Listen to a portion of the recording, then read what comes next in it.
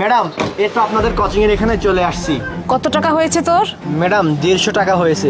আর madam আপনি কি এই কোচিং এই পড়াশোনা করেন? হ্যাঁ, আমি এই কোচিং এ পড়াশোনা করি, কিন্তু তুই কি করে জানিস এই কোচিং এর ব্যাপারে? ম্যাডাম আমি জানি এই কোচিং এর ব্যাপারে।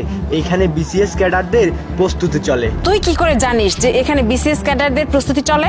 ম্যাডাম আমিও বিসিএস এর প্রস্তুতি নিচ্ছি, কিন্তু আমাদের কাছে এত টাকা নেই যে এইখানে এসে আমরা প্রস্তুতি নেব। আর এই জায়গাকার নোট আমি অনেক কষ্টে সংগ্রহ করছি। আমি ওই নোট দেখে বাড়িতেই পড়াশোনা করতেছি। আমার কিছু ডাউট আছে, তবে সমস্যা নাই, আমি বাড়িতে পড়াশোনা করে ওটা ক্লিয়ার করে ফেলবো। ও হ্যাঁ হ্যাঁ, বুঝতে পারছি, ঠিক আছে।